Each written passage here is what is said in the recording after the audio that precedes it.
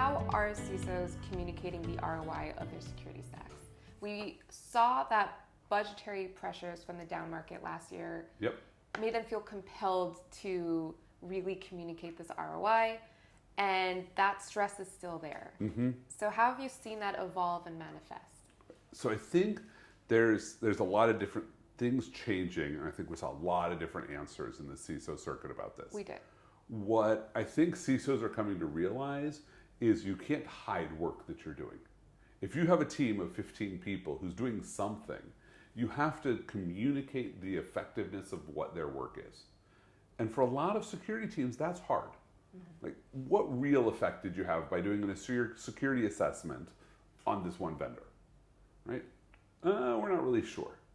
So I think what we see is a lot of people who talk about, well, I talk about risk reduced because I can point to things that we believe we changed. I look at outcomes from some of my security products that tell me we went from a security score of 93 to 95, and so I'm up 2 points.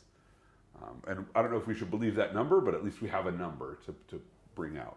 So I absolutely think that people are in this mode of saying, I have to be able to not necessarily justify, but to prime the ground so that if somebody comes back and says, oh, by the way, we have to do budget cuts again, I need you to cut 5% of my headcount, of your headcount, you can say, well, you know how we talk about how cloud security is important to us.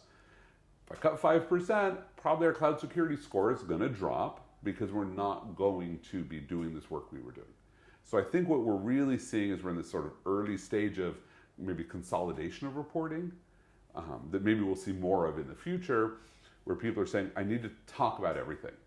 The follow-on is obviously going to be, okay, now we have to condense that down to something that's clearer and easy to dig into.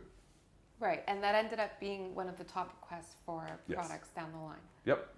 It's also a great way to continue on to one of the biggest changes between our last report and this report, which is where ROI factored as the most pressing priority, if you will, for CISOs to communicate. Now it seems like they're a lot more interested in communicating business enablement. They are. And I think that when people talk about ROI, there's sort of a naive way to approach it, which is baked into the name, return on investment, which is heavily used in finance. I spend money, I expect to get all of my money back plus some. Right? That's what return on investment means in every other discipline. And in the security space, people first tried that. They said, oh, well, let's quantify the risk. And if this is a $44 million risk and I spend $20 million remediating the risk, I just saved the company $24 million. Except first of all, that $44 million is a made up number. You don't really know the cost of a risk unless it's a continuous and ongoing loss. If you're a retail business and you have fraud hitting you and every day you lose $10,000, then you know that by the end of the year you have lost, $3.65 million. Like, that's just what's going to happen. So if I can implement anti-fraud, I can cut that by 20%, then I have just saved myself $730,000 this year. Great, like that's quantifiable because it's measurable every single day. If instead we're talking about a business-ending risk, and I say, well, we're a $5 billion business, this risk has a 0.01% chance of impacting us, I would say, well, that's a $5 million risk. Okay, let's just compare those two risks for a moment. One of these is a $5 million risk. One of these is a $3.65 million risk. Which one should I go mitigate? Right? Your brain says $5 million, except $5 million is made up. Is it really going to end the company? And if so, 0.01% is a 10,000-year risk. Over the next 10,000 years, you would expect it to happen to you once. No company should have that sort of future foresight that they're like, oh, we're going to go forestall a 10,000-year risk. No, focus on this thing that it's an actual loss. And so what's happened is this ROI world, there's a lot of made-up numbers in it.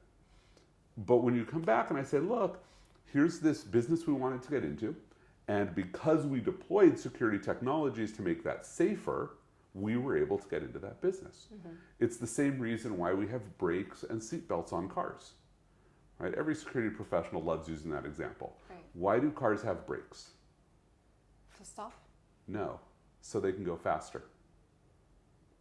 If you don't have brakes, you can't drive your car more than a couple miles per hour. If you have brakes, you can go fast. If you have seatbelts, you can go faster. If you have safety airbags, you can go even faster. Side airbags, faster yet. Crumple zones, you can speed up. And so what we see is that the goal of safety is to enable risk taking. Nobody likes to actually understand that. But risk compensation, sometimes known as risk homeostasis, is this idea that humans are designed or evolved to accept risk. You got up this morning, you left your house. That has risk in it. Like you could have stayed in bed and like changed your risk profile. Especially here. Especially here. You wouldn't be out in the heat. Like there's so many things that are dangerous just to leave your house. Yet if I take away the risks and I make something safer, you will do more dangerous things. And so our goal with security professionals is not to stop people from doing dangerous things. It's to enable them to do profitable dangerous things.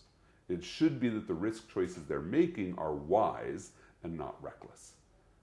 And so that's what business enablement is shifting the risk from recklessness to wise.